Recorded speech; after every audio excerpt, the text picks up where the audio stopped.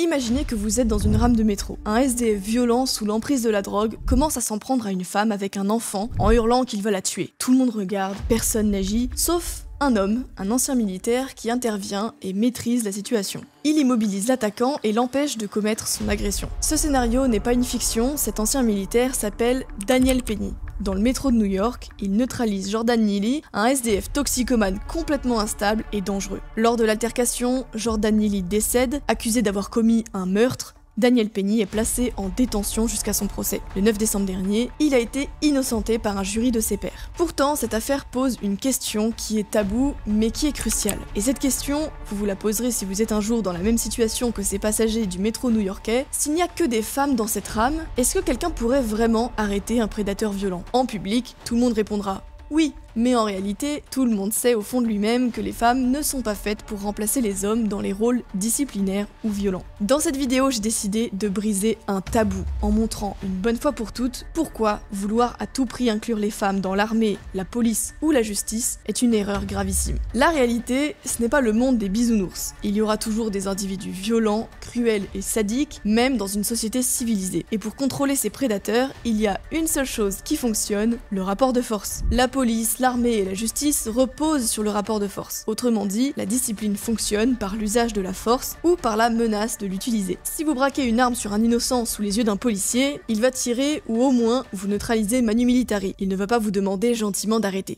Tu peux arrêter s'il te plaît? Si vous lâchez des bombes sur le pays d'à côté, ce pays va envoyer des chars et des soldats pour vous arrêter. Il ne va pas vous convoquer à un stage de rééducation pacifique et citoyenne. Et si vous commettez un crime, on vous met de force dans une cellule et on vous interdit d'en sortir pour épargner les innocents. Enfin, si la justice fait son travail, et on va revenir là-dessus juste après, c'est promis. Bref, pour contrôler les individus dangereux, il faut entrer dans le rapport de force. Et soyons honnêtes, les hommes sont naturellement plus adaptés à ce genre de rôle. Les chiffres parlent d'eux-mêmes, il existe des centaines d'études qui démontrent de façon claire, factuelle et indiscutable que les hommes sont en moyenne plus forts, plus rapides, plus résistants, plus endurants et plus solides que les femmes. Je vous mets les liens en description si jamais vous rencontrez un jour quelqu'un qui nie ces différences, mais la conclusion est sans appel. En moyenne, les hommes ont des performances 10 à 30% supérieures selon les épreuves sportives en moyenne. Au niveau anatomique, les différences physiques sont très claires dès le début de la puberté. Les hommes ont des cœurs plus larges, des poumons plus grands, des os plus denses et plus de muscles explosifs. Dans les épreuves olympiques de force, les différences sont considérables puisque les hommes dépassent les performances des femmes, parfois jusqu'à 35%. Les muscles féminins sont entre 30 et 50% moins développés que ceux des hommes. Et dans toutes les tranches d'âge, la force pour saisir des hommes est au moins supérieure à celle des femmes de 25% dans l'écrasante majorité des cas. Bref, quand il faut maîtriser un homme violent ou immobiliser quelqu'un au sol, une femme est très souvent dépassée. Et on en revient à une évidence, il faut faire appel à un homme pour porter des choses lourdes. On en reparlera quand il faudra porter quelque chose de lourd. Vous vous souvenez de l'exemple de Daniel Penny que j'ai évoqué en début de vidéo. Pourquoi c'est cet ancien militaire qui a maîtrisé un homme dangereux dans une rame de métro à New York? Parce qu'il était seul à pouvoir agir. Pourquoi? Parce qu'il était physiquement capable de le faire. Et à l'inverse, que se passe-t-il quand on mobilise des femmes pour arrêter un forcené? On a des épisodes tragiques comme celui d'Alicia Champlon et Audrey Berthaud. Ces deux gendarmes sont appelés pour maîtriser Abdallah Boumzar, un homme qui a commis un cambriolage et une agression. Il est instable, il a un passé violent et il est multi-condamné. Au cours de l'intervention, cet homme domine physiquement ces deux femmes et s'empare du pistolet de l'une des deux et les abat de plusieurs balles. Boumzar était un malade, même un homme entraîné aurait probablement eu du mal à le maîtriser, mais deux femmes dépassées physiquement, elles n'avaient aucune chance. L'autorité, ce n'est pas simplement une question de force, c'est aussi une question de perception. Quand une femme doit imposer le respect à des criminels ou à des ennemis, la menace de force n'est souvent pas prise au sérieux.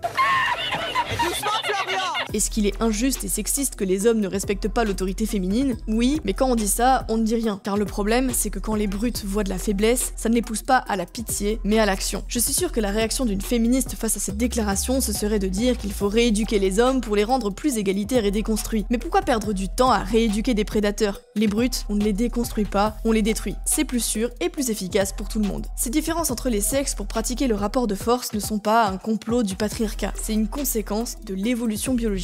Et d'ailleurs, quand on se confronte au monde réel, on est obligé d'en tenir compte. Mais parfois, le réel cède le terrain à l'idéologie. Prenez les concours d'entrée à Saint-Cyr, la prestigieuse école militaire française. Les barèmes physiques sont plus faibles pour les femmes. Par exemple, un homme doit courir 3000 mètres en 10 minutes 20 secondes pour avoir 20 sur 20, alors qu'une femme peut atteindre cette note avec un temps de 12 minutes 58 secondes. 17 tractions pour les hommes, 12 pour les femmes, etc. Ces différences, elles posent problème. Sur le terrain, il n'y a pas de barème différencié pour survivre ou pour protéger son équipe. stéréotypes. Mais on abaisse les standards au nom de l'égalité. Mais sur le terrain, personne ne fera de cadeau. Si vous êtes le maillon faible, vous mettez toute votre équipe en danger. Les femmes n'ont pas évolué dans un monde où la force brute est une compétence nécessaire. Elles utilisent d'autres stratégies, la manipulation, la négociation et la séduction. Et ces stratégies fonctionnent très bien dans de nombreux domaines, mais pas dans un métier disciplinaire. La recherche montre que les femmes ont une intelligence spatiale en moyenne plus basse que celle des hommes. Par exemple, une étude de 2019 a révélé que les hommes surpassent systématiquement les femmes dans des tâches nécessitant une rotation mentale, un aspect clé de l'intelligence spatiale. Ces différences ont des bases biologiques liées à l'organisation cérébrale. C'est notamment la raison pour laquelle votre copine ou votre femme a besoin de votre aide pour réussir son créneau. Mais c'est surtout crucial dans des métiers comme la police ou l'armée où il faut réagir rapidement sous stress, notamment avec des armes à feu. Face au stress, on n'est pas tous égaux. Les femmes ont tendance à exprimer leurs émotions pour faire baisser leur niveau de stress, alors que les hommes préfèrent régler le problème. On dirait un cliché sexiste, mais la recherche semble valider cette idée. Et c'est un problème, puisque les femmes sont physiquement plus faibles que les hommes et qu'elles gèrent moins bien le stress, la tentation de se servir de leur arme est d'autant plus grande. C'est ce qui peut expliquer certains comportements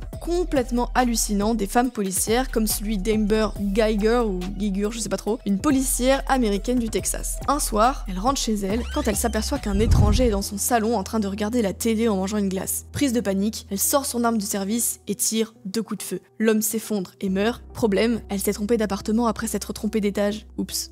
À la boulette. Mais le problème d'avoir des femmes dans les métiers disciplinaires, ce n'est pas seulement qu'elles sont moins performantes que les hommes, c'est qu'elles empêchent les hommes de faire leur travail. Dans l'armée ou la police, la cohésion est essentielle. Dans ces métiers, on assiste à des moments difficiles et dangereux. Dans une unité de l'armée ou dans une brigade de police, il faut avoir une confiance totale dans les autres membres de l'équipe pour accepter de risquer sa vie. Et là encore, l'intégration des femmes pose problème. Quand les femmes sont introduites dans des communautés historiquement masculines, cela perturbe la dynamique. Au lieu d'être un groupe uni, des tensions apparaissent. Rivalité, jalousie, distraction. Les femmes introduisent des dynamiques de séduction, même sans le vouloir, qui détruisent la cohésion du groupe. L'homme à côté de vous peut être votre frère de combat, mais il peut aussi vite devenir votre rival pour attirer l'attention de la nouvelle recrue. C'est une distraction inutile en plus, on ne peut pas faire face à des situations de crise si tout le monde est concentré sur autre chose que la mission. Les femmes étant physiquement moins fortes, les hommes doivent logiquement compenser en assumant leur charge de travail. Cela peut créer des frustrations, voire de l'amertume, en plus de la baisse de performance. Quand un métier exige une unité parfaite, ce genre de tension peut être fatal. Le meilleur exemple, c'est l'armée. Alors oui, il y a des femmes soldats qui font honneur à leur profession, mais dans la majorité des cas, c'est une catastrophe. Je vous partage des extraits de ce fil Twitter sur lequel je suis tombée d'un ex-soldat américain qui partage des anecdotes sur les femmes dans l'armée. Les commandants féminins sont souvent dépassés par les situations stressantes habituelles. J'ai eu des amis qui ont dû crier à leur patronne de donner des ordres parce qu'elles étaient devenues catatoniques quand il fallait désassembler un poste de contrôle pendant une tempête. Des femmes qui pleurent lorsque les balles commencent à siffler et qui doivent être littéralement frappées à plusieurs reprises pour sortir de leur couverture et avancer. Les femmes détruisent la résistance et la cohésion. Tout d'abord, elles ne peuvent pas être performantes, donc il est impossible d'avoir des exigences, on ne peut pas les bisuter, on ne peut pas non plus bisuter les hommes car ils n'aiment pas être bisutés devant des femmes, il est impossible de créer un environnement relationnel strict. Lors d'un déploiement, les femmes sont étonnamment une source constante d'indiscipline. Elles sont toujours mêlées aux hommes et à l'alcool, même si cela leur est interdit. Les réseaux de prostitution ne sont pas rares, souvent organisés par un sous-officier issu d'une minorité. Et je vous garde le meilleur pour la fin. Après 3 semaines, une des femmes de mon peloton vient me voir avant la séance de sport et me dit qu'elle doit aller à l'infirmerie. Bien entendu, je suis suspicieux. Elle admet qu'elle est complètement incontinente. Elle est incapable de courir sans se chier dessus parce qu'elle a tellement pratiqué de sexe anal depuis son arrivée dans le camp.